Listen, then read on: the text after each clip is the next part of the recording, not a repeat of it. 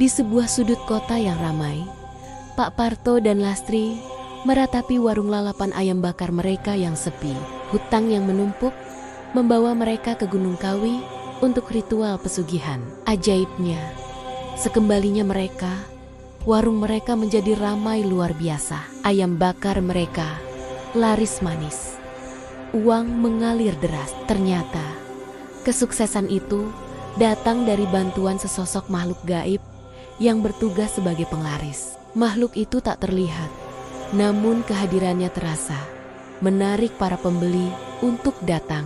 Namun, ada harga yang menjijikkan di balik itu semua. Setiap kali Pak Parto dan Lastri menyiapkan pesanan, makhluk itu akan meludahi masakan yang akan disajikan kepada pelanggan. Ludah gaib itulah yang membuat makanan mereka begitu digemari. Di balik kesuksesan itu, teror mulai menghantui. Sosok-sosok gaib lain mulai menampakkan diri di warung mereka. Dan setiap malam, mereka harus menyiapkan sajian tambahan bukan untuk pelanggan, melainkan untuk penjaga tak terlihat yang telah memberi mereka kekayaan. Kekayaan Pak Parto dan Bu Lastri semakin banyak hingga membuat iri pedagang makanan yang lain. Pak Parto bisa membeli mobil mewah dan membangun rumah yang besar. Dan ketiga anaknya, apapun yang diminta pasti dituruti. Namun, setelah beberapa tahun bergelimang harta, keserakahan mulai merasuki Pak Parto dan Lastri. Mereka merasa kekayaan yang ada tidak pernah cukup. Secara diam-diam, mereka kembali ke Gunung Kawi.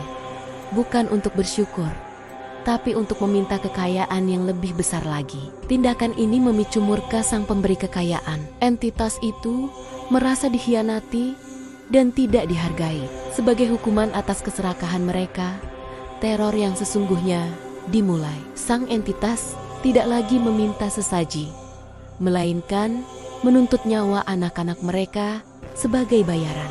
Kehilangan kedua anaknya membuat Pak Parto dan Lastri hancur. Mereka akhirnya sadar, kekayaan haram itu telah merenggut segalanya. Warung mereka kembali sepi, dan sisa kekayaan mereka terkuras habis untuk mencoba menyelamatkan anak terakhir mereka yang juga mulai sakit-sakitan. Setelah kehilangan semua anak mereka, teror tidak berhenti. Ancaman kini beralih kepada orang tua Pak Parto dan Lastri yang mulai jatuh sakit secara misterius. Setelah perjalanan yang melelahkan, mereka akhirnya tiba di hadapan seorang kiai tua yang bijaksana. Sang kiai menatap mereka dengan pandangan yang menembus jiwa. Malam itu, sang kiai melakukan ritual pemutusan perjanjian.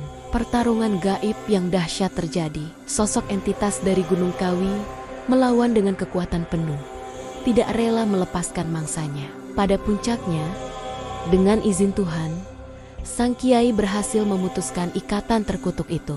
Namun, kemarahan sang entitas menuntut bayaran terakhir. Seluruh sisa kekayaan haram mereka musnah dalam sekejap.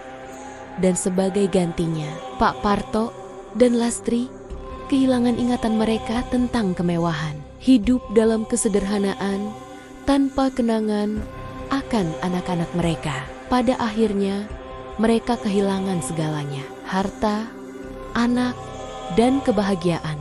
Hanya penyesalan yang tersisa. Pak Parto dan Lastri sadar, harga yang harus dibayar jauh lebih mahal dari sekadar uang dan kehormatan.